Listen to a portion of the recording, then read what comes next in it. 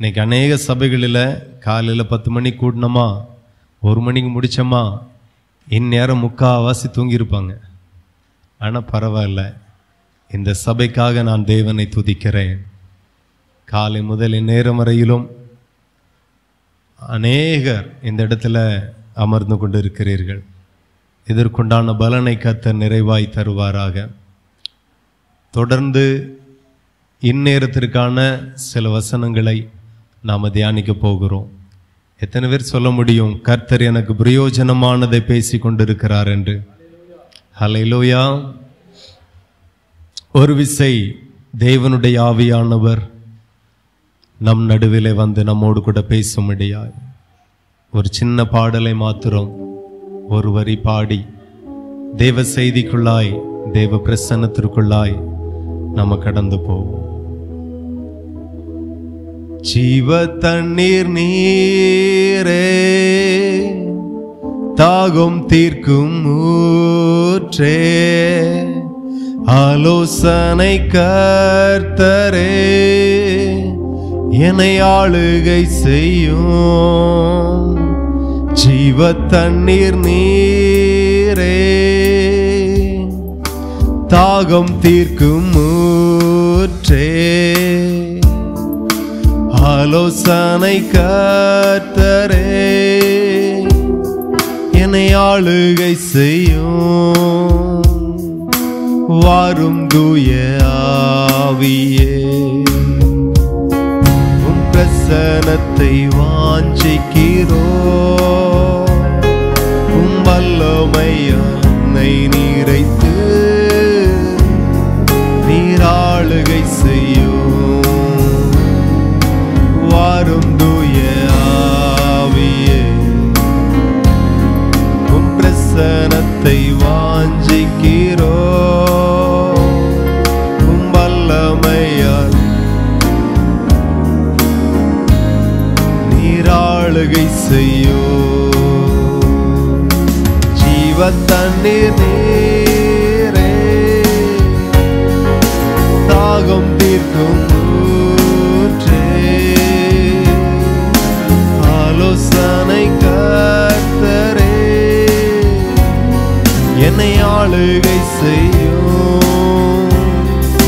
ஜீவ தண்ணீர் நீரே, தாகம் தீர்க்கும் ஊற்றே, ஆலோசனை கர்த்தரே,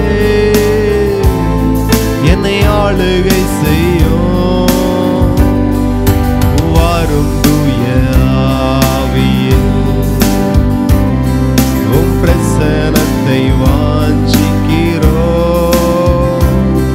உம் வல்லமையால் என்னை நிறைத்து நீராளுகை செய்யும். ஹல்லேலூயா. கர்த்தர் நல்லவர், அவர் நம் நடுவிலே இருக்கிறார். ஹல்லேலூயா. எடுத்துக்கொள்ளலாம் மல்கியா 2ஆம் அதிகாரம், அதுல 15வது வசனத்தை வாசிக்க கேட்போம்.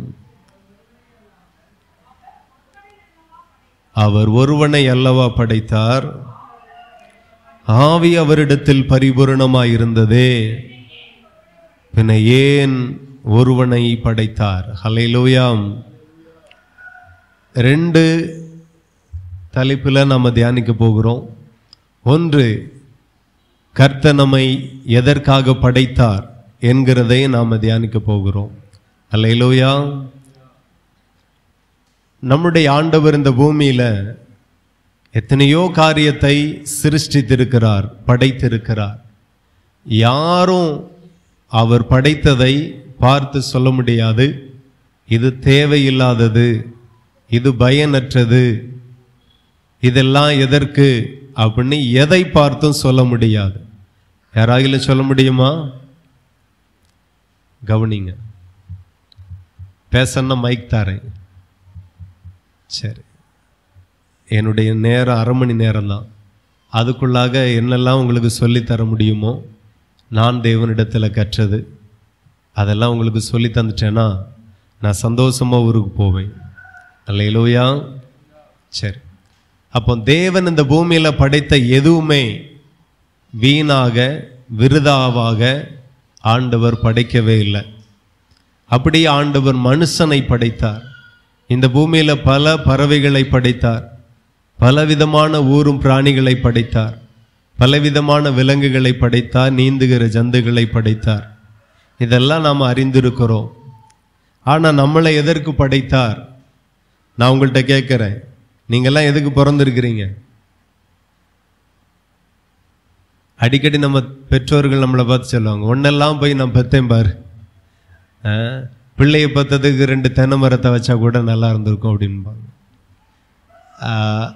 அதே கேள்வியை தான் நான் உங்கள்கிட்ட கேட்குறேன், எதுக்கு பிறந்திருக்கீங்க, எதற்காக மனுஷனாக இருக்கிறீங்க அப்படின்னு கேட்டால் உங்களால் என்ன சொல்ல முடியும்? ஹலோ, இருக்கிறீங்களா? எதுக்காக ஆண்டவர் நம்மளை மனுஷனாய் படைத்தார்? அதை மாத்திரம் நம்மளுடைய வாழ்க்கையில் நம்ம கற்றுக்கொண்டோம் அப்படின்னா ஒரு நாளும் நாம் கர்த்தரை விட்டு பின்வாங்க மாட்டோம். தேவனை தேடுகிற காரியத்தில் நாம் பின்தங்கி இருக்க மாட்டோம், சோர்ந்து போக மாட்டோம், ஆண்டவர் எனக்கு ஒன்றுமே செய்யலைன்னு சொல்லவும் மாட்டோம். இந்த பூமியில் இதுவரையிலும் கிட்டத்தட்ட தோராயமாக 800 கோடிக்கும் அதிகமான மனிதர்கள் இருக்கிறார்கள். ஆனால் வசனம் சொல்லுகிறது, அவர் ஒருவனை அல்லவா படைத்தார், ஆவி அவரிடத்தில் பரிபூர்ணமாய் இருந்ததே, பின்ன ஏன் ஒருவனை படைத்தார் அப்படி என்று ஆண்டவருடைய வார்த்தை கேட்கிறது. அப்போ இன்னைக்கு இருக்கிற 800 கோடி பேர், 400 ஆண்கள் 400 பெண்களை ஆண்டவர் அன்றைக்கே ஒரே ஒரு வார்த்தை சொல்லியிருந்தா அன்றைக்கே சிருஷ்டிக்கப்பட்டிருப்பார்கள். ஆனால் ஆண்டவர் அதை செய்யாமல் ஒருவனை மட்டும் படைத்து ஏதேன் என்கிற தோட்டத்தில் வைத்து அந்த ஒருவனுக்கு தேவன்னா யார் என்று சொல்லி தன்னை வெளிப்படுத்தி கொடுத்து பகலிலே குளிர்ச்சியான வேளையிலே அவனை சந்திக்க வந்து இப்படி கொஞ்சம் கொஞ்சமாய் மனுஷனுக்குள்ளாய் தேவனை அறிகிற அறிவும் தேவ பக்தியும் அவனுக்குள்ளாய் கொஞ்சம் கொஞ்சமாய் வர வேண்டும் என்கிறதற்காக மட்டுமே ஒருவனை படைத்தார், ஒருவனுக்கு ஒரு துணையை உண்டாக்கினார். இன்னைக்கு இருக்கிற 800 கோடி மனிதர்கள் அன்றைக்கே இருந்திருப்பார்கள். ஆனால் அத்தனை பேருக்கும் மேய்ப்பர்கள் இருக்க முடியாது, அத்தனை பேருக்கும் சபை இருக்க முடியாது, அத்தனை பேரும் ஆராதனைக்குள்ளாய் நடத்திக்கிட முடியாது. ஆகையினாலதான் ஒவ்வொரு மனுஷனும் அவனுக்கு பிறக்கிற பிள்ளை முதல் கொண்டு தேவ பக்தியாய் பிறக்கணும் அப்படிங்கிறதற்காக ஒருவனை படைத்து அவனுக்கு தேவன்னா யார் என்கிற அறிவை சொல்லிக் கொடுத்து அவனுக்கு பிறக்கிற தலைமுறைகள் கூட இந்த பூமியில தேவ பக்தியாய் இருக்க வேண்டும் என்கிறதற்காக மட்டுமே ஆண்டவர் மனுஷனை படைத்தார், ஒருவனை படைத்தார். இப்ப சொல்லுங்க, நீங்கெல்லாம் எதுக்கு பிறந்திருக்கிறீங்க? உங்கள்கிட்ட தான் கேட்கிறேன், நீங்களாம் எதுக்கு பிறந்திருக்கீங்க? தேவ பக்திக்காக மட்டும் பிறந்திருக்கோம்.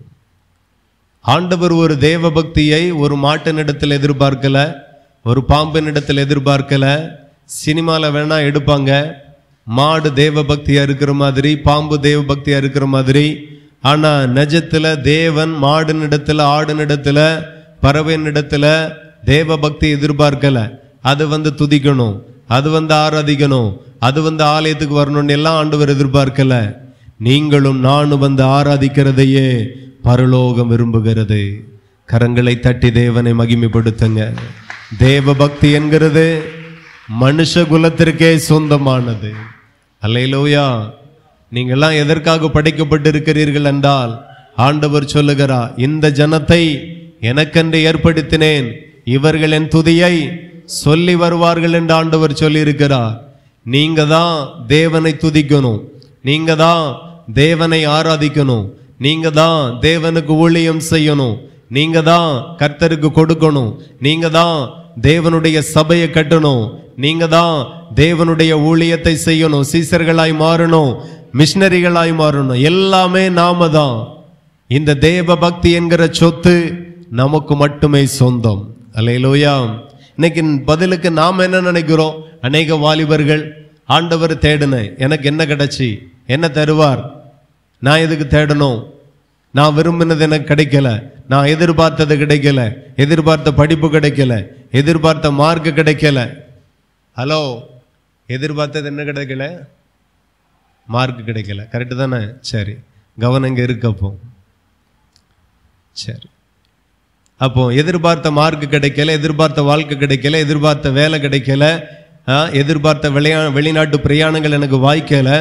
அப்ப நான் எதற்கு ஆராதிக்கணும், நான் எதற்கு தேவனை தொழுது கொள்ளணும், நான் எதற்கு ஆண்டவருக்காய் கொடுக்கணும், நான் எதற்கு ஊழியம் செய்யணும், இப்படி எல்லாம் சொல்லி நிறைய பேர் பின்வாங்கி போகிற இந்த கடைசி காலத்துல நீங்க புரிந்து கொள்ளுங்க, எனக்கு வேலை கிடைக்கிறதோ இல்லையோ, நான் ஆசீர்வதிக்கப்படுகிறேனோ இல்லையோ, எனக்கு சமாதானம் இருக்கோ இல்லையோ, நான் சந்தோஷமா இருக்கிறேனோ இல்லையோ, ஆனா படைத்தவருடைய நோக்கத்தை மட்டும் ஒரு நாளும் தவறாமல், ஒரு நாளும் குறையாமல், அதை மாத்திரம் என்னுடைய வாழ்க்கையில நான் நிறைவேற்றி கொண்டே இருப்பேன்.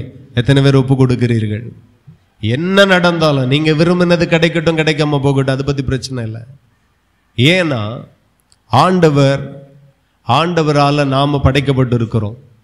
இப்போ நம்ம வீட்டுல ஒரு ஃபேன் வாங்கி மாட்டுறோம். எதற்காக? நாம என்ன விரும்புகிறோம்? சுவிட்சு போட்டா சுத்தணும், சுத்தினா மட்டும் போதுமா? காற்று வரணும். சரி, ஆனா சுத்துது, பில் வருது, காத்து வரல, என்ன செய்வீங்க? அவ்வளவுதான். வேணா பிளேடெல்லாம் கொஞ்சம் முறுக்கி எடுத்து திருக்கி எடுத்து வச்சு பார்ப்போம். அப்பவும் காத்து வரலன்னா காயெல்லாம் கடைக்கு போட்டுருவோம்.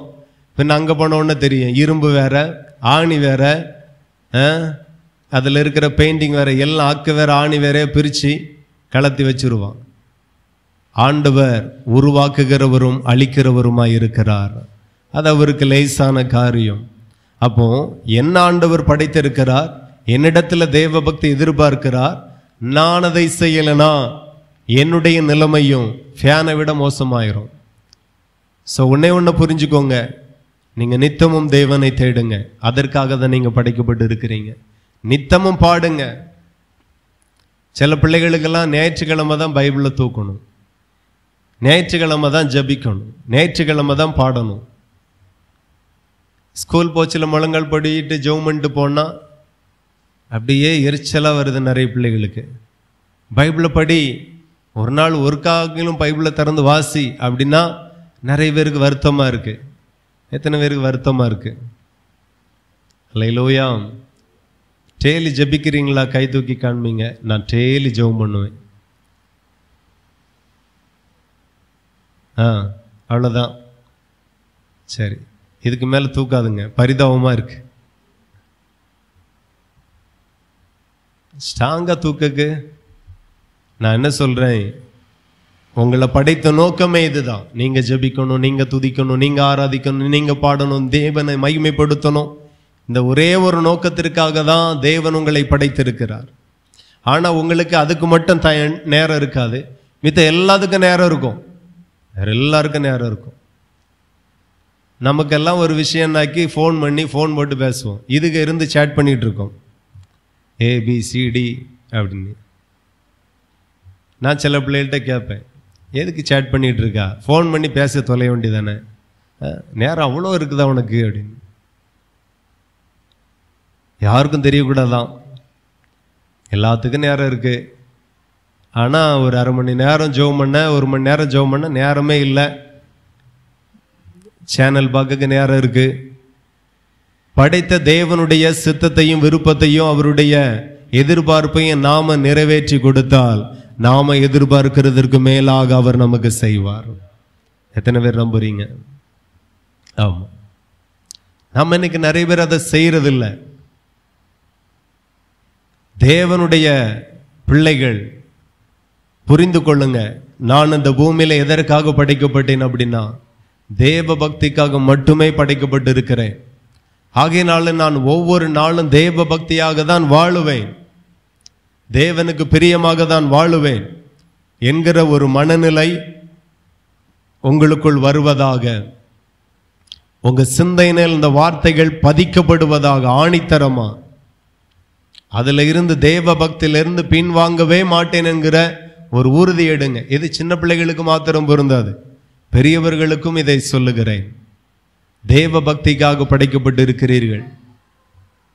ஒரு 30 வயசுக்கு மேல 40 வயசுக்கு மேல தான் நீங்க ரட்சிக்கப்பட்டாலும் பரவாயில்ல, இப்போவாச்சும் ரட்சிக்கப்பட்டிருக்கீங்களே, இப்போவாகிலும் ஆண்டவர் விசுவாசிக்கிறீங்களே, இனியாகிலும் தேவனை ஆராதிங்க. ஞாயிற்றுக்கிழமை ஆராதனை அப்படின்னா எவ்வளோ பெரிய ஃபங்க்ஷனாக இருந்தாலும், முறை செய்ய வேண்டியதாக இருந்தாலும் பிறவு செஞ்சுக்கிடலாம். அல்லேலூயா. மரித்தவர்கள் அடக்கம் பண்ணுவார்கள், நீ ஏன் பின்னாடி வந்துரு.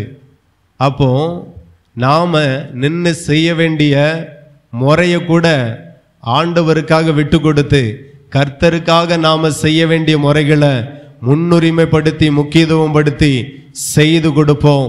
கர்த்தர் நம்மை இறங்கி ஆசீர்வதிப்பார். அல்லேலூயா. இந்த பூமியில நிறைய பேர் நிறைய காரியங்களுக்காக தேவனுடைய ஆராதனைகளை நம்ம கட் பண்ணுகிறோம், தேவனுடைய காரியத்தை பின்தள்ளுகிறோம். கொடுக்க வேண்டிய இடமே முதலிடம் கர்த்தருக்கு மட்டும்தான். ஞாயிற்றுக்கிழமை ஒரு ஒழுங்கை ஆண்டவர் வைத்திருக்கிறார். சபை என்கிறது விளையாட்டல்ல, வேதம் என்கிறது விளையாட்டல்ல. உங்க சௌரியத்துக்கு நீங்க கை கொள்ளுவீங்க, உங்க சௌரியத்துக்கு அதை பின்பற்றுவீங்க, உங்க சௌரியத்துக்கு வாழ்வீங்க. உங்களுக்கு பிடிச்சமான வசனங்களை கை கொண்டு, உங்களுக்கு கொஞ்சம் கடினமா கஷ்டமா இருக்கிற வார்த்தைகள் எல்லாம் புறம்பே தள்ளக்கு. இது ஒன்றும் ஒரு மனுஷன் எழுதி தந்த வார்த்தை அல்ல, வானத்தையும் பூமியும் படைத்த அண்ட சராசரங்களை உருவாக்கின தேவனுடைய மகிமையான வார்த்தையா இருக்கிறது. அல்லேலூயா. ஆகவே வேதத்தில் உள்ள பிரமாணங்களை எப்படி வாழணும் அப்படிங்கிறத கற்றுக்கொள்ளுங்க. ஆண்டவர் என்ன விரும்புகிறார் கற்றுக்கொள்ளுங்க. தலைமுறைக்கும் நீங்க ஆசீர்வதிப்பீங்க. நீங்களும் தேவ பக்தியா இருக்கணும், உங்க தலைமுறைகளும் தேவ பக்தியா எழும்பணும் என்கிறதை தான் தேவன் எதிர்பார்க்கிறார். ஆனா தேவன் எதிர்பார்த்தபடி ஆதாம் மூலமாக நல்ல தேவ பக்தி அவன் மூலமாக, அவன் மனைவி மூலமாக அவருக்கு கிடைக்கவே இல்லை. அவனுக்கு பிறந்த பிள்ளைகள் ஒருத்தன் பரவாயில்ல, என்ன ஒருத்தனை கொலை பண்ணிட்டான், கொலைக்கார சந்ததியா போச்சு. அப்படியே ஒவ்வொரு தலைமுறையும் ஆண்டவர் காத்து கொண்டே இருந்தார். ஆனால் ஆதாம்ல இருந்து 7வது தலைமுறை ஒருத்தன் எழும்பினான், அவன்தான் ஏனோக்கு. ஹல்லேலூயா. அவன்தான் தேவனோடு சஞ்சரித்து கொண்டிருந்தான். அவனை குறித்து வேதம் சொல்லுகிறது, தேவனோடு சஞ்சரித்து கொண்டிருந்தான். அவன் காணப்படாமல் போனான், கர்த்தர் அவனை எடுத்துக்கொண்டார். ஹல்லேலூயா. உயிரோட தேவனுடைய சமூகத்தில் போய் சேர்ந்த மனுஷன்ல ஏனோக்கு ஒருத்தன். ஆண்டவர் தேவ பக்தியா இருக்கிறவனை ரொம்ப நேசிக்கிறார். ஆகவே உங்க வாழ்க்கையில தேவ பக்திக்கு ரொம்ப முதலிடம் கொடுங்க, முக்கியத்துவம் கொடுங்க. உங்க விருப்பம் நடக்குதோ நடக்கலையோ, நீங்க விரும்பினது கிடைக்குதோ இல்லையோ, ஆனாலும் தேவனுக்கு தீவிர பக்திமானா இருங்க, ரொம்ப பக்தியா இருங்க. எவ்வளவு முடியுமோ நேசிங்க, உயிருக்கு மேலாக நேசிங்க. ஒரு நாள் கர்த்தர் உங்களை நினைத்தருளுவார். அல்லேலூயா. உங்களுக்கு சொல்ல வேண்டிய ஒரு காரியம் இது. என்ன ஒரு காரியத்தை நான் உங்களுக்கு சொல்லி என்னுடைய வார்த்தையை நான் நிறைவு செய்ய விரும்புகிறேன். மத்தேயு எழுதின சுவிசேஷம் 5ஆம் அதிகாரம்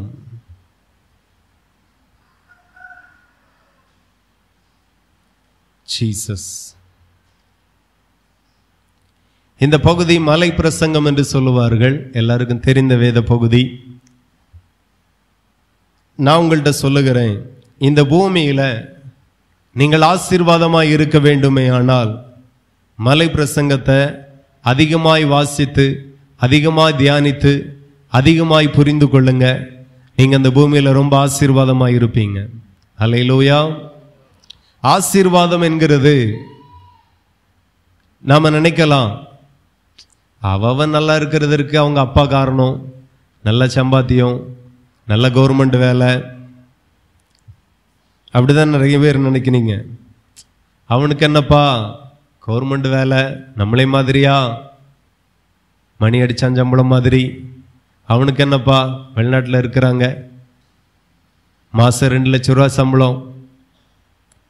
அவனுக்கு என்னப்பா தாத்தா பாட்டி சொத்து உண்டு, நமக்கெல்லாம் அப்படியா அப்படிங்கிற மாதிரியே நிறைய பேர் நினைக்கிறீங்க. ஆசீர்வாதம் தகப்பனால வருகிறதல்ல. ஆசீர்வாதம் நல்ல வேலையில் இருக்கிறதுனால ஆசீர்வாதம் இல்லை. மாசந்தோறும் 2 லட்சம் ரூபா சம்பளம் வாங்குகிறதுனால ஆசீர்வாதம் இல்லை. எத்தனையோ பேருடைய ஆசீர்வாதம் வந்த மாதிரி போன மாதிரி போயிருக்கு. அல்லேலூயா. இந்த பூமியில எத்தனையோ பிரபலங்கள் நல்ல வாழ்ந்து இருக்கிறாங்க. அவர்களை மதிக்காத மேடைகள் இல்லை, மதிக்காத மனிதர்கள் இல்லை. வாழ்க்கை எப்படியோ ஆரம்பிச்சு வாழ்க்கை எப்படியோ முடிஞ்சிருக்கு. நான் யாரையார்களும் பேரை சொன்னா உங்களுக்கு கஷ்டமாகிடக்கூடாது அப்படிங்கிறதுக்காக தான் நான் அந்த பிரபலங்களுடைய பெயர்களை நான் உச்சரிக்க விரும்பலை. ஆனால் புரிந்து கொள்ளுங்க, இதெல்லாம் ஆசீர்வாதம் இல்லை.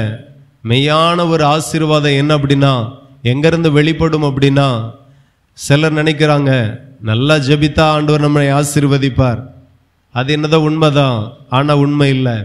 நல்லா ஆராதனை பண்ணா ஆண்டவர் என்ன ஆசீர்வதிப்பார் அப்படின்னு நம்ம நினைக்கலாம். அது என்னமோ உண்மைதான், ஆனாலும் உண்மை இல்லை. அல்லேலூயா. ஆராதிக்கிறது நம்முடைய கடமை, ஜெபிக்கிறது நம்ம மேல் விழுந்த கடமை, ஊழியம் செய்ய வேண்டியது நம்மளுடைய கடமை, இதெல்லாம் கடமை. ஆனால் ஆசீர்வாதம் எப்பொழுது நம்ம மேல வருகிறது, எது மூலமாய் வருகிறது? நான் கண்ணீர் வடித்த ஆண்டவர்கிட்ட கேட்ட தருவாரா? ராம் முழுவதும் விழித்திருந்து ஜெபித்தா ஆண்டவர் என்ன ஆசீர்வதிப்பாரா? பல விதத்துல பல எதிர்பார்ப்போடு பல கேள்விகளோடு இருக்கலாம். ஆசீர்வாதம் ஒரு மனுஷனுக்குள்ள எப்பொழுது வருகிறது என்றால், ஒவ்வொரு மனுஷனுடைய சுவாபத்தில் இருந்தது ஆசீர்வாதம் வருது. அதை தேவனுடைய பிள்ளைகள் புரிந்து கொள்ளணும். இன்னைக்கு நிறைய ரட்சிக்கப்பட்ட, தயவு செய்து கவனிங்க, ரட்சிக்கப்பட்ட மனம் திரும்பின வேதத்தை வாசிக்கிற பிள்ளைகளுக்கு கூட இருக்க வேண்டிய நல்ல சுவாபம் நிறைய பேருக்குள்ள இல்லை. அதுதான் பரிதாபம். தேவன் ஆசீர்வதிக்க சுவாபங்களை பார்க்கிறார். தேவன் என்னை ஆசீர்வதிக்க முதலாவது கிரியைகளை பார்க்கிறார். தேவன் என்னை ஆசீர்வதிக்க அவர் எதிர்பார்க்கிற கனிகளை ஆண்டவர் பார்க்கிறார். அல்லேலூயா.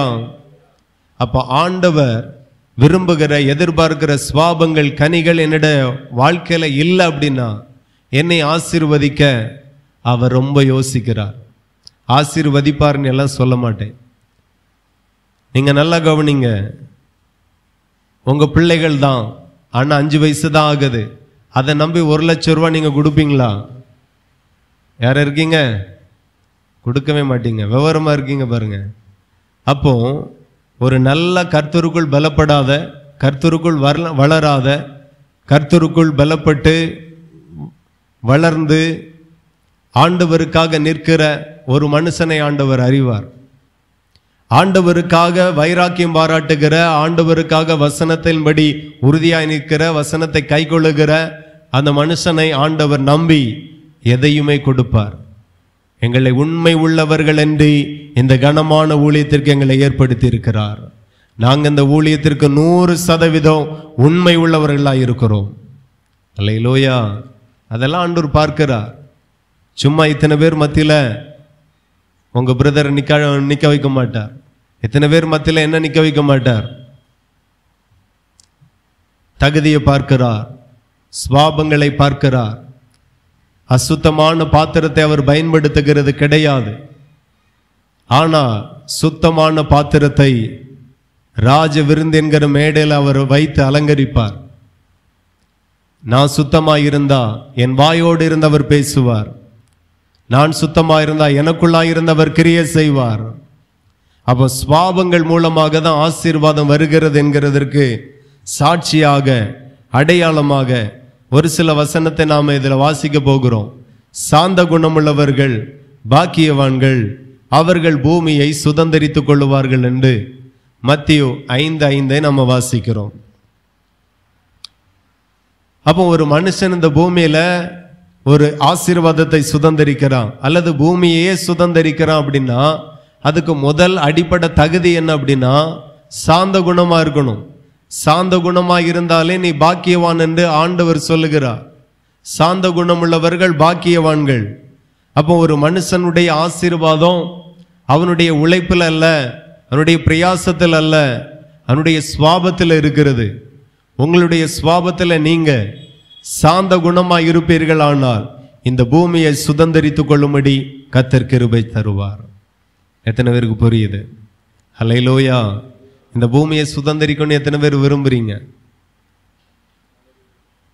வேண்டாம் அப்படின்னா உள்ளதும் போயிடும். வேணுமா வேண்டாமா? சுதந்தரிக்கணுமா? நல்ல ஒரு வீடு, நல்ல ஒரு இடம், நல்ல ஒரு வீடு, நல்ல ஒரு மனைவி, நல்ல ஒரு கணவன், நல்ல ஒரு பிள்ளைகள் சுதந்தரிக்கணும் தானே? எல்லாம் அப்படியே ஒன்றும் தெரியாத மாதிரி பார்க்குது பாருங்க.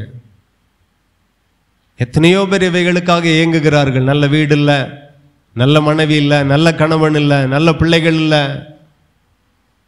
எத்தனை குடும்பங்கள் இயங்கி கொண்டிருக்கு. காரணம், இந்த பூமிக்குரிய நன்மைகளை சுதந்திரிக்க முடியாமல் எத்தனையோ பேர் கண்ணீர் வடிக்கிறாங்க.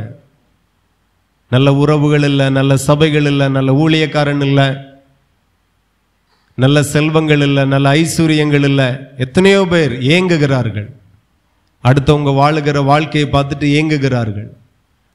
அடுத்தவங்கள்ட்ட இருக்கக்கூடிய சில நன்மைகளை பார்த்து நமக்கு இல்லாமல் போகுதுன்னு சொல்லி ஏங்குகிறார்கள். நான் சொல்லுகிறேன், சாந்த குணமுள்ளவர்கள் பாக்கியவான்கள், அவர்கள் பூமியை சுதந்திரித்துக் கொள்வார்களாம்.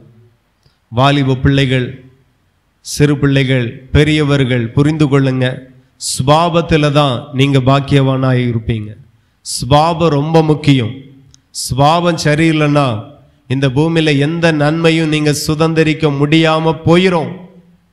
ஆகவே அந்த காரியத்தில் நீங்க எச்சரிக்கையாயிருங்க. சிலருக்கு சாந்த குணமே கிடையாது. அவ ஒன்று பேசினா நான் 2 பேசி விட்டுருவோம் பாஸ்டர். நம்மள்ட்ட எல்லாம் அது நடக்காது பார்த்துக்குங்க. ஆமா, மாமியாரும் மாமனாரும் தான்,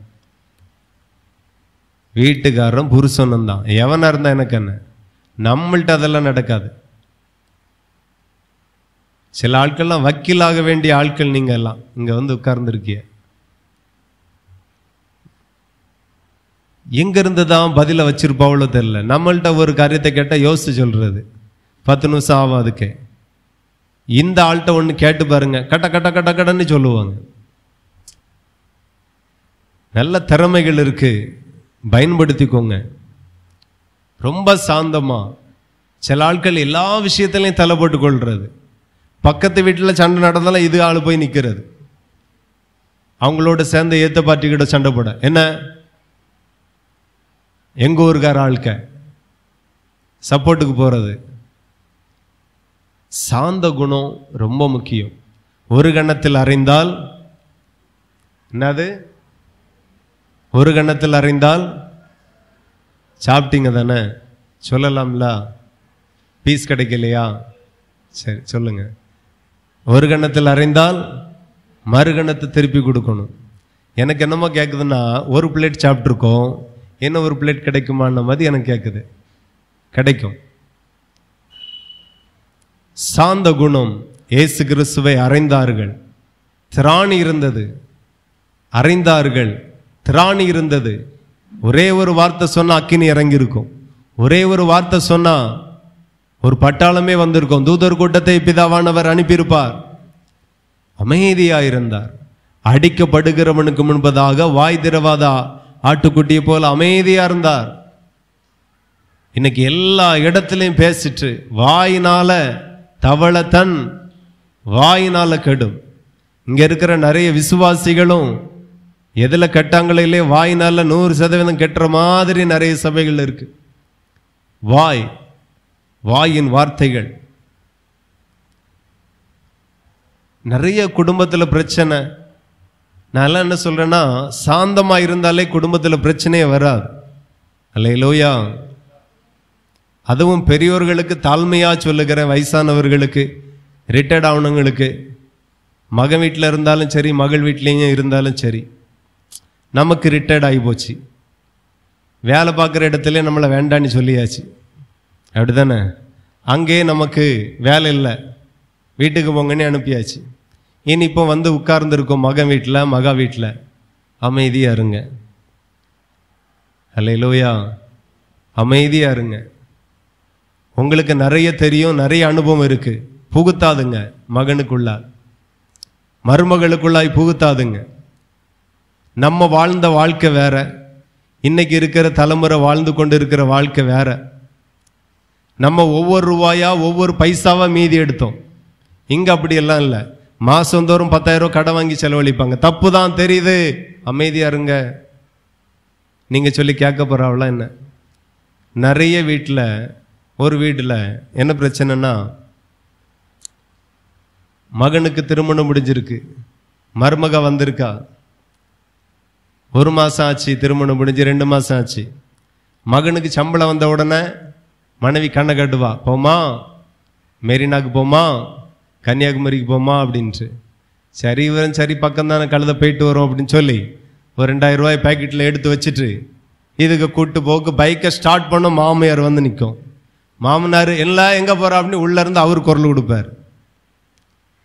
எங்கே போகிறா? இல்லைம்மா சும்மா இல்லை, கன்னியாகுமரி வரைக்கும் தானே, சும்மா அப்படி கூட்டு போயிட்டோம். அதுக்கெல்லாம் பைசாவா இருக்கு, உன் சம்பளம் காணுமால? என்னத்தெல்லாமோ பேசிட்டு இருக்கிறது. எத்தனை நாளைக்கு சுற்றிடுவாவ? அல்லேலூயா சொல்லுங்க. எத்தனை நாளைக்கு சுற்றிடுவாவ கடன் வாங்கி? பட்டு அழிந்து வரட்டும், நமக்கு என்ன? நீங்கள் அமைதியாக இருந்துட்டீங்கன்னா மருமவா சாயங்காலம் வர வழியிலே உங்களுக்கு ஒரு பார்சல் வாங்கிட்டு வருவா. இல்லைன்னா இருக்குதுலேயும் தண்ணி ஊற்றி வச்சுட்டு போயிடுவா. கஞ்சி தான். தேவையில்லாமல் உங்களுக்கு நிறைய தெரியும், நான் உங்களை மதிக்கிறேன், நீங்கள் நிறைய காரியத்தை சாதிச்சிருக்கிறீங்க. அந்த சாதனை என் பிள்ளை எனக்கு வரக்கூடிய மருமகா செய்யக்கு அடுத்த 60 வருஷம் ஆகும், அது வேற கதை. நம்ம இப்பவுமே எல்லாம் சாதிச்சுட்டு தான் உட்கார்ந்துருக்கோம். ஆனால் அந்த சாதனை அந்த அனுபவம் இங்கே செல்லாது. அல்லேலூயா செல்லாது. பெரியவர்கள் அமைதியாக, நான் எல்லாம் தீர்மானம் பண்ணிட்டேன், என் மௌனு கல்யாணம் முடியட்டு, கிழமை வாய் திறந்துக்கட்டும் பார்ப்போம். எத்தனை மேடையில் தான் வாய் கிளியே கத்துனாலும் வீட்டில் நமக்கு சோலியே இல்லை, அமைதியாக இருப்போம். திருமணம் முடியக்கு முன்பதாக என் பிள்ளையை குறித்து, என் மனைவியை குறித்து, என் மகளை குறித்து ஆண்டவர் என்கிட்ட கணக்கு கேட்பா. ஆனால் திருமணம் முடிஞ்ச பிறகு அந்த குடும்பத்தினுடைய உத்தரவாதம் எல்லாம் அவங்கள்ட்ட தான் ஆண்டவர் கணக்கு கேட்பா. நமக்கு என்ன? நம்ம ஜெபம் பண்ணுவோம், பிடிக்கலையா ஜெபம் பண்ணுவோம், தவறா செய்கிறாங்களா ஜெபம் பண்ணுவோம், திருத்த போனால் சிக்கல் தான். நிறைய குடும்பத்தில் சின்ன சின்ன காரியத்தில் கடைசியில் மருமவ 4 நாளாக பேச மாட்டா. அதுக்கு பிறகு ஒரே மன அழுத்தமாக இருக்கும். இவ கைனால் வாங்கி திங்கணுமா, மூஞ்சை தூக்கிட்டு இருக்கா, நான் அப்படி என்ன செஞ்சுட்டேன், நீங்கள் ஒன்றும் செய்யலை. குறுக்க போகாமல் இருந்தால் நல்லதாக இருந்திருக்கும். குறுக்க போய் நின்னில்லை, அதான் பிரச்சனை. கரெக்டு தானா? சாந்தமா அமைதியா, நமக்கு என்ன? எந்த இடத்துலையும் யார் என்ன சொன்னாலும், ஸ்கூலில் எந்த பிள்ளைகள் சொன்னாலும், காலேஜில் என்ன பிள்ளைகள் சொன்னாலும் கிண்டல் பண்ணட்டும் பண்ணட்டும். ஆண்டவர் பண்ணாததா? பிசாசு துரத்துனது இருக்கு. பிசாசுகளின் ஆவிகளின் தலைவன்னு சொன்னான். பிசாசுகளை வச்சே பிசாசு துரத்துறான்னு என்ன சொல்லணுமோ, எவ்வளோ கீழ்த்தரமாக சொல்லணுமோ சொன்னாங்க. மனுஷகுமாரன் உலகத்தையே படைத்தவர், உலகத்துக்கு எஜமானனானவர், சர்வ வல்லமை படைத்த ஆண்டவர் அமைதியாக இருந்தார். நமக்கு என்ன? நம்ம ஏமாத்துறோம். சாந்தமாக இருப்போம், சுதந்திரிச்சுட்டு போவோம். சாந்தமாக இருப்போம், பாக்கியவானா இருந்துட்டு போவோம். சில வீட்டில், பக்கத்து வீட்டிலலாம் அவ்வளோ பிரச்சனை இருக்கும். அமைதியாக இருங்க, காலம் பதில் சொல்லும். ஆமேன். கனி ரொம்ப முக்கியம். ஆண்டவர் வேணுக்கனியே இப்படிப்பட்ட 4 பேரை நம்ம பக்கத்தில் வீடு கட்டி குடியேற்றி வச்சிருப்பார். ஊழியக்காரனை போய் பிரதிஷ்டையும் பண்ணி வச்சிருப்பான். ஆவியானவர் வல்லமையா இறங்கியிருப்பார். அவன் தான் எதிராளியாக இருப்பான், பக்கத்தில் இருப்பான். என்ன பண்ண முடியும்? அமைதியாய். ஆண்டவர் நம்மளை எவ்வளோ சகிக்கிறான்னு பார்ப்பார். அல்லேலூயா. தேவனுடைய வீட்டில் எங்கும் உண்மை உள்ளவனாயிருந்தான். ஆமேன். பார்க்கிறாரு, அவனை நம்பிட்டு சில விஷயங்களை அனுமதிக்கிறார். அவனை பார்க்கிறார், பரவாயில்ல மோசே, இவனை நம்பி 6 லட்சம் புருஷர்களை கொடுக்கலாம். ஆமேன். இவனை நம்பி இத்தனை லட்சம் ஜனங்களை கொடுக்கலாம், அழகா நடத்திடுவான். உண்மை உள்ளவன், சாந்த குணம் உள்ளவன், கொடுக்கலாம். இவனுக்கு எவ்வளவு வேணாலும் கொடுக்கலாம். அப்ப ஆண்டவர் சில ஆசீர்வாதங்களை நம்முடைய கரத்துல கொடுக்க முன்பதாக நம்முடைய பொறுமை, சாந்தம், உண்மை, உத்தமம் எல்லாவற்றையும் ஆராய்ந்து பார்க்கும்படி சபையிலேயே 4 பேரை வச்சிருப்பார், குடும்பத்தில் 4 பேரை வச்சிருப்பார், வேலை செய்கிற இடத்துல 4 பேரை வச்சிருப்பார், வீடு கட்டி இருக்கிற தெருவில் 4 பேரை வச்சிருப்பார். அத்தனை பேரும் முள்ளா இருப்பீங்க, முள்ளா இருப்பாங்க நமக்கு. ஆனாலும் பரவாயில்ல, எத்தனை முள்ளுகள் இருந்தாலும் முள்ளுகளுக்குள்ளாய் லீலி புஷ்பம் இருக்கிறது போல முள்ளுகளுக்குள்ளாய் கர்த்தருடைய பிள்ளையாகிய நீ இருந்து மலர்ந்து கொண்டிருந்தால் ஆண்டவர் பார்க்கிறார், ஒரு நாள் உன்னை ஆசீர்வதித்து உயர்த்துவார். ஹல்லேலூயா. குணத்துல தான் நம்ம ஆசீர்வாதம் இருக்கு. வாலிப பிள்ளைகள் நல்லா கற்றுக்கொள்ளுகிறது போல குணத்தை கற்றுக்கொள்ளுங்க, உபசரிங்க, விசாரிங்க. நிறைய பேர் விசாரிக்கிற தன்மையே இல்லை, உபசரிக்கிற தன்மையே இல்லை. அறியாமல் சிலர் தேவதூதர்களை கூட உபசரித்தது உண்டு. நல்லா விசாரிங்க, அன்பு செலுத்துங்க. அல்லேலூயா. சில வீட்டிலெல்லாம் பிள்ளைகள் திருமணம் முடிஞ்சு போய் ரூமை விட்டு வெளியே வராது, சாப்பிட உள்ள போய் உட்கார்ந்துவிடும். சரி, 1 மாதம் அப்படிதான், 2 மாதம் அப்படிதான், 1 வருஷம் அப்படிதான், வாழ்க்கை முழுசும் அப்படிதான். வீட்டுக்குள்ள இருந்துட்டு வெளியே வராது, யார் வந்தாலும் கண்டுக்கிடாது, யார்கிட்டையும் பேசாது. இப்படிப்பட்ட நிறைய சுவாபம். கொஞ்ச நாள் பார்ப்பாங்க உறவினர்கள், இவ வீட்டுக்கு மனுஷன் போவானா, இப்படிலாம் ஆயிரும். தேவன் அதை விரும்பல. எல்லாற்றையும் நல்லா பேசுங்க, நல்ல அன்பு செலுத்துங்க, அன்பாயிருங்க. நீதியின் மேல் பசிதாகம் உள்ளவர்கள் பாக்கியவான்கள், அவர்கள் திருப்தி அடைவார்கள். நீதி, எல்லா விஷயத்திலையும் நீதி. ஸோ இந்த வசனத்தை நீங்க வீட்டில் போய் மறக்காம ஒரு 10 நேரம் வாசிங்க, உன்னிப்பாய் கவனிங்க. இதுல உங்க ஆசீர்வாதங்கள் அவ்வளோ அடங்கி இருக்கிறது. ஹல்லேலூயா. இப்போது தேவனுக்குடைய சமூகத்தில் எல்லாரும் எழும்பி நின்று ஒரு விசை கூட ஒப்பு கொடுங்க. தேவையில்லாத பழக்கங்கள், குணங்கள், துர்குணங்கள், மோசமான குணங்கள், தேவன் விரும்பாத குணங்கள், இதெல்லாம் உங்களை விட்டு இன்னைக்கு மாறணும். வாலிப பிள்ளைகளை விட்டு மாறணும், பெரியவர்களை விட்டு மாறணும். பெருமை, அகங்காரம், திமிரு. நிறைய பிள்ளைகளுக்கு திமிரு இருக்கு. நானா நீனா பார்த்துருவோம், யாரையும் பார்க்காண்டா. ஆண்டவர் நம்மளை நோக்கி பார்க்கணும். ஹல்லேலூயா. கர்த்தர் நம்மை நோக்கி பார்க்கணும். தாழ்மை உள்ளவனை கர்த்தர் ரொம்ப நேசிக்கிறார். பெருமை உள்ளவனுக்கு தேவன் எதிர்த்து நிற்கிறார். தாழ்மை உள்ளவனுக்கு தேவன் கிருபை அளிக்கிறார். உத்தமனுக்கு கர்த்தர் துணையாயிருப்பார். உண்மை உள்ளவன் பரிபூர்ண ஆசீர்வாதத்தை பெறுவான். உங்க ஆசீர்வாதம் எல்லாம் இந்த சுவாபத்தில் இருக்கு, கிரியைகள்ல இருக்கு. உங்க சுவாபம் அழகா இருப்பதாக எல்லாரும் ஒப்பு கொடுங்க. எரிச்சல்கள், பொறாமைகள், வைராக்கியங்கள், துர்க்குணங்கள். ஹல்லேலூயா. எல்லாரும் ஜெபம் பண்ணுவோம். அன்புள்ள தகப்பனே, உம்மை துதிக்கிறோம், ஸ்தோத்தரிக்கிறோம், மகிமைப்படுத்துகிறோம். நாங்க பிறந்ததே தேவ பக்திக்காக, தேவன் எங்களை படைத்ததே தேவ பக்திக்காக. நாங்க எப்படி ஆசீர்வாதமாய் இருப்போம்? எங்க குணத்தினால. குணம், நிறைய பேர் குணத்தை மாற்றாமல் மதம் மாறி இருக்கிறீர்கள். ஏசப்பாவை நோக்கி எவ்வளவுதான் ஜெபித்தாலும் ஆசீர்வாதம் வருமோ? உன் குணத்தை மாத்தின ஆசீர்வாதம் வரும். உங்க சுவாபத்தை மாத்தின ஆசீர்வாதம் வரும். கர்த்தர் உங்களை இரட்டிப்பான நன்மையினால நிரப்புவேன் என்று சொல்லுகிறார். கிரியைகள் மாறட்டும். ஒப்பு கொடுங்க ஆண்டவரிடத்துல. புதிய வாசல்கள் திறக்கப்படுகிறது. ஒப்பு கொடுங்க கர்த்தருக்கு. புதிய நன்மைகளை கர்த்தர் பரத்திலிருந்து கட்டவிழ்கிறார். ஒப்பு கொடுங்க. ஆண்டவரே, இனி நான் திமிரா இருக்க மாட்டேன், இனி நான் பெருமையா இருக்க மாட்டேன், இனி எரிச்சலா இருக்க மாட்டேன், இனி நான் பொறாமைப்பட மாட்டேன், இனி நான் நல்ல சாந்தமாய் இருப்பேன், நீதியின் மேல் நான் பசிதாகமாய் இருப்பேன். ஒப்பு கொடுங்க. கர்த்தர் உங்களை ஆசீர்வதிக்கிறார். அன்புள்ள தகப்பனே, எங்கள் பரலோக பிதாவே, கேட்ட வார்த்தை 30, 60, 100 வாலிப பிள்ளைகள், பெரியவர்கள், முதியவர்களுக்குள்ளாக அது பலனாக, கனியாக எழும்பி வருவதாக. தம்முடைய பிள்ளைகள் இம்மேலும் மறுமேலும் ஆசீர்வாதமாய் இருப்பார்களாக, கர்த்தருடைய வருகைக்கு ஆயத்தப்படுவார்களாக என்று ஜெபிக்கிறேன். இந்த நேரம் வரையிலும் கர்த்தருடைய நாமத்தை இந்த இடத்துல ஊழியம் செய்யும்படி தேவன் எனக்கு பாராட்டின கிருபைக்காக நன்றி செலுத்துகிறோம். கர்த்தரிடத்துல கற்றதை சுருக்கமான நேரத்துல மிகுந்த பிரயாசப்பட்டு விதைத்திருக்கிறோம். காரணமாய் இருந்தவர்களை ஆசீர்வதியும். விதைகள் ஒரு நாளும் சத்துரு பொறுக்கி போடவே கூடாது. இது ஒவ்வொரு நாளும் பலன் தருவதாக ஆசீர்வதிங்க. இயேசுவின் நாமத்தில் ஜெபிக்கிறோம். ஜெபங்களும் நல்ல பிதாவே, ஆமென்.